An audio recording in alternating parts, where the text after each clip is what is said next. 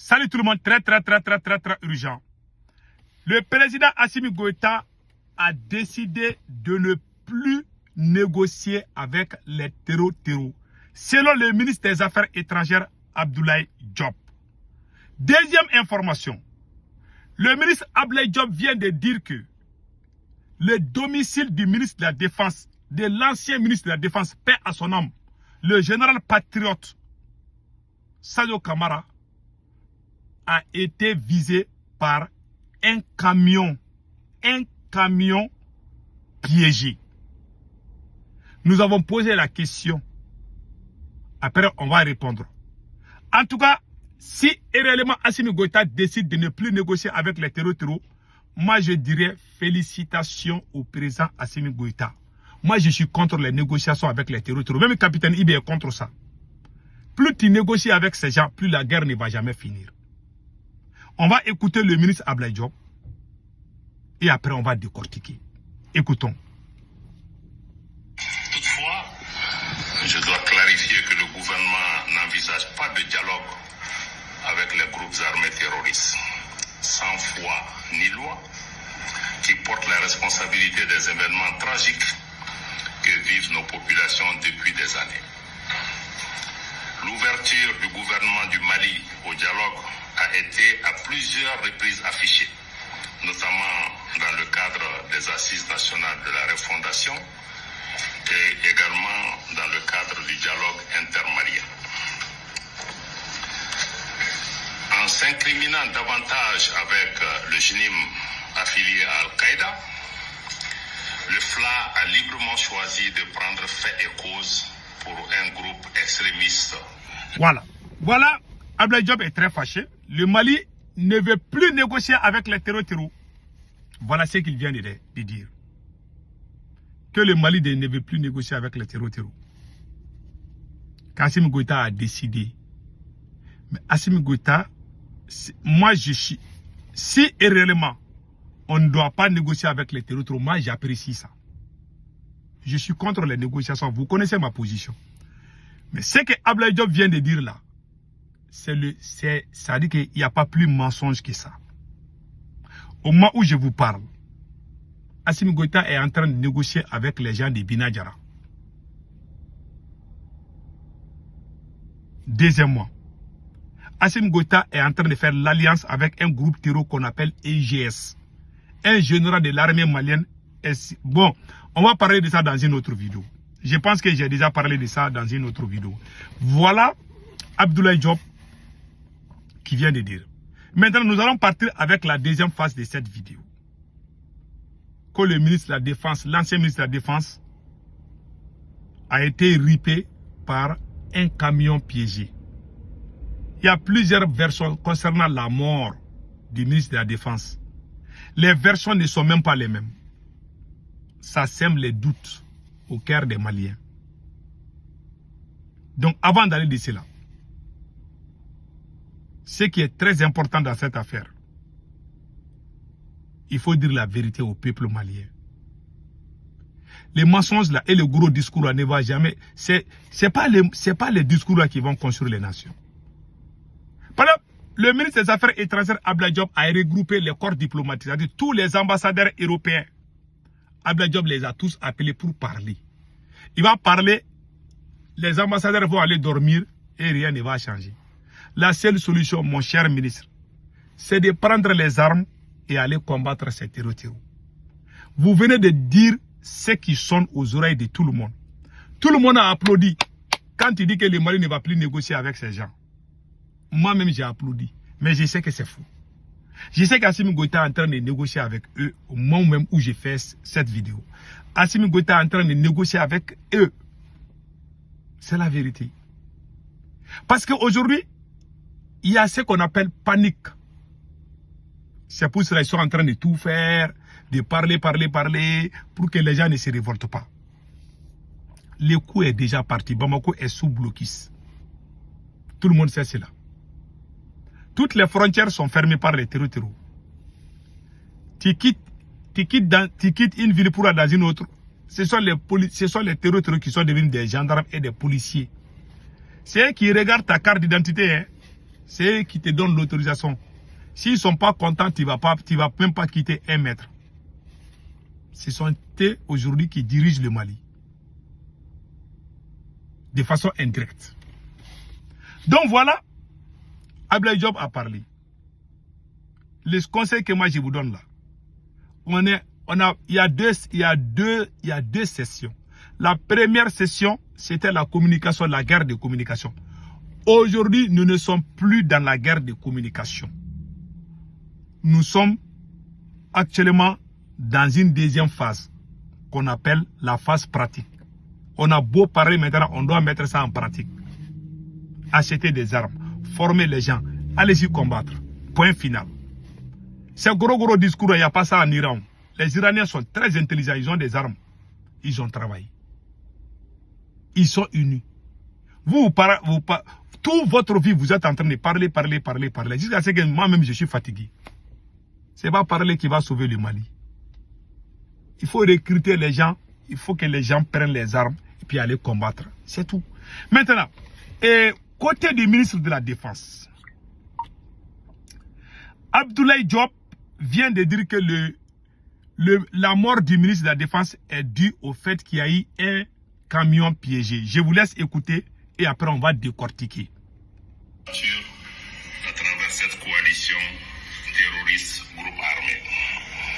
Ce qui s'est passé ce jour du 25 avril ne visait pas autre chose qu'à décapiter le leadership du pays.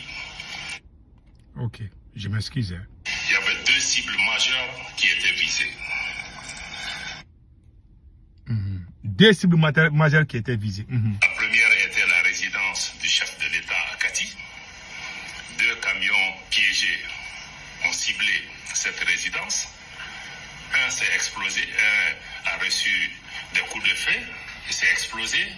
Le deuxième, à cause de ses réponses, n'a pas pu exploser. Donc, la cible était bien connue. La deuxième, malheureusement, le camion piégé qui a éclaté à la résidence du ministre d'État, ministre de la Défense et des Anciens Combattants. Vous connaissez la suite. Donc, il dit que les camions piégés, n'est-ce pas, a explosé. Ok, maintenant, il a dit ça, n'est-ce pas? Tout le monde a entendu. Où sont les débris? C'était la première version. Ils ont dit, ce que lui il vient de dire là, et ce que les vidéomans ont dit là, c'est pas la même chose. Certains parlent de voitures piégées. Certains parlent de missiles. Tous ces gens-là sont des supporters de Assimi Goïta. Nous, quand même, on ne fait que regarder et écouter. Maintenant, c'est le ministre des Affaires étrangères qui est en train de se justifier devant les ambassadeurs européens pour dire qu'il y a eu un camion. Un camion. Ah, ça c'est gros. Comment un camion peut faire ces dégâts et qu'on ne voit pas les débris. Même les morceaux des camions là, on ne voit pas ça. Parce que moi j'ai posé, depuis le jour que la chose s'est passée là, moi j'ai fait une vidéo, j'ai dit que c'est faux. Si c'est vrai, ils n'ont qu'à aller filmer les débris de ces camions ou de ces voitures piégées. Il n'y en a pas. J'ai envoyé les gens pour aller vérifier. Les gens disent qu'il n'y en a pas. Bon, voilà un ministre des Affaires. Moi je respecte beaucoup Abdoulaye Diop. Mais ce qu'Abdoulaye Diop vient de dire là, c'est faux. Bon, il y a des vidéomans qui disent que non, Sadou Kamara a combattu les terreaux, il était en train de tirer sur les terreaux, que c'est à travers ça qu'il est mort. Tout ça, ce sont les soutiens de la transition de Assimi Goïta. Donc maintenant, qu'est-ce qui se passe? Abdoulaye Diop s'arrête pour dire que c'est un camion piégé. Même les ambassadeurs qui l'écoutent là savent qu'il est en train de mentir. Il n'y a pas de débris qui nous montrent où il n'y avait pas de caméras de surveillance. Comment ces choses peuvent se passer au domicile du ministre de la Défense? Il n'y a pas de caméra. Il n'y a pas de caméra pour filmer. Ça, c'est quoi? Dans les carrés là, du bout au bout, il n'y a pas de caméra. Où il n'y a jamais eu de caméra. Où est venu ces camions? Les camions là quitté. Les camions là n'est pas sorti du trou. Les camions là a dû traverser des endroits. Le plus grand camp militaire de Kati, du Mali, de l'Afrique de l'Ouest, ça c'est Kati.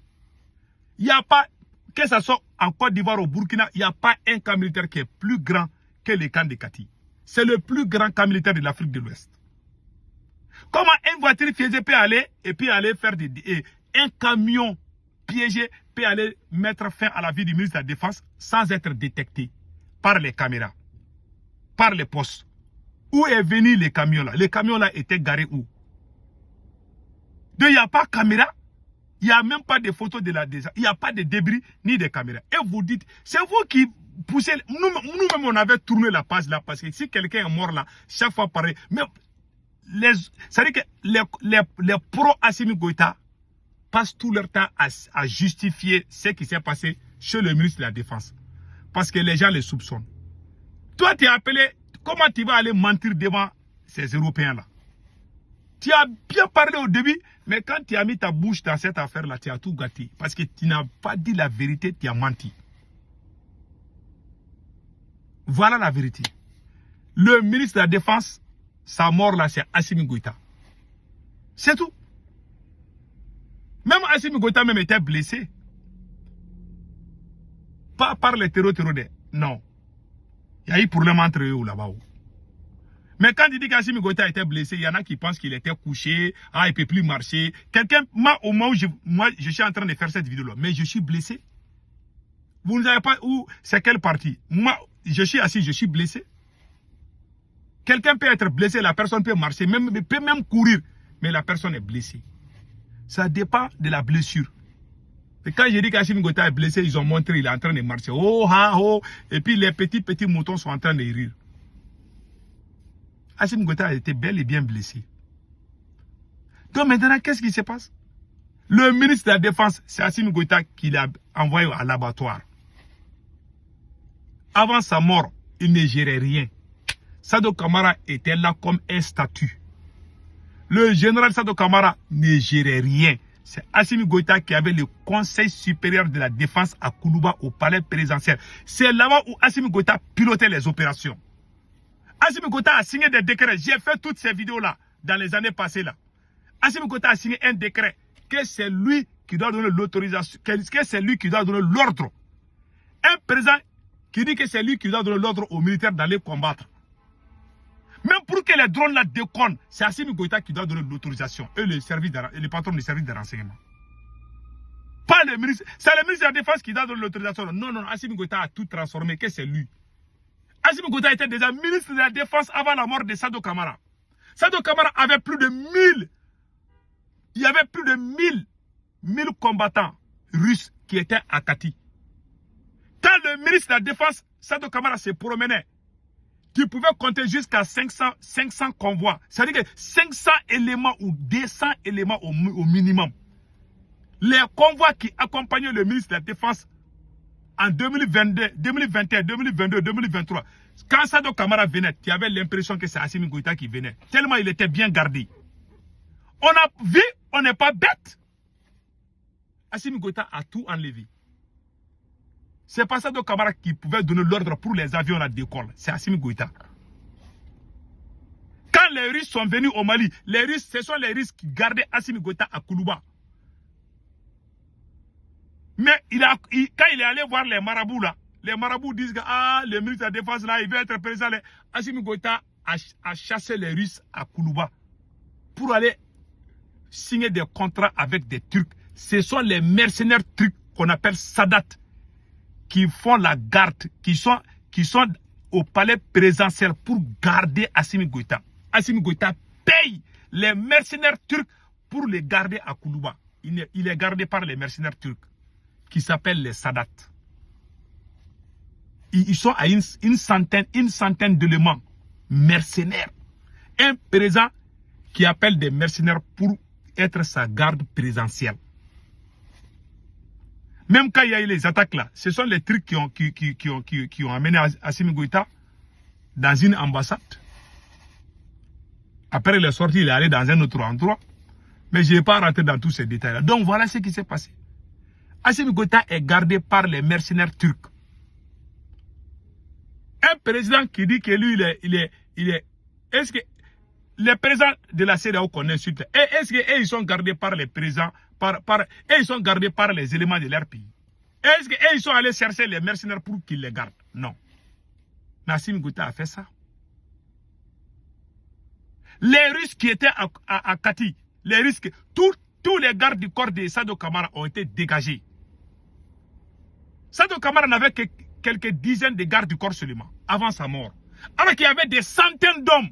Les Russes étaient en moto à Kati tout le temps. Quand ils venaient à la maison de Sadou Camara, on dirait que c'est un camp militaire. Il y a des militaires partout.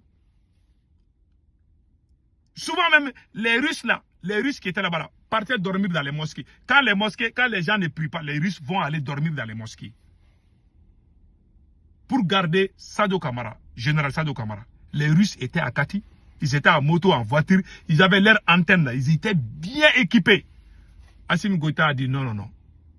C'est lui. S'il était gardé par les Russes là-bas, est-ce que lui-même, Assimi Goïta, il a les mercenaires turcs qui sont avec lui? C'est pour ça que quand j'ai dit que les gens là disent que ah oui, non, Assimi Goïta, il y a ceci, cela. Moi, j'ai ri quoi. Donc c'est ça. Tous les amis, le général Abbas Tambélé, général Nema Sagara, tous ces officiers là qui étaient proches de Sadou Camara ont été arrêtés et mis en prison. Est-ce qu'on doit être surpris quand quelque chose arrive à Sadou? Sadou ne gérait rien. Combien de fois j'ai fait la vidéo? C'est Assimi Goïta qui donnait l'ordre. C'est lui qui était ministre de la Défense. Il y a un machin à Koulouba qu'on appelle le Conseil supérieur de la Défense. L'état-major, vous voyez la communication. Quand Assimi Goïta a commencé à faire la communication de l'armée, quand Assimi Goïta a commencé à prendre la place de Sadou Camara, il y a eu des mensonges. Les propagandistes viennent, il n'y a que des mensonges partout. Mais quand Sadou Camara gérait, même quand nos soldats tombaient là, on affichait leur nom. L'armée montait en puissance. Mais quand ce voyou-là a commencé à mettre sa bouche, même à faire de l'électricité, quand Assimi Goïta a commencé à gérer le courant là, les Maliens n'ont plus de courant. Ce monsieur est un porte-malheur. Voilà la vérité. Que Dieu bénisse l'Afrique.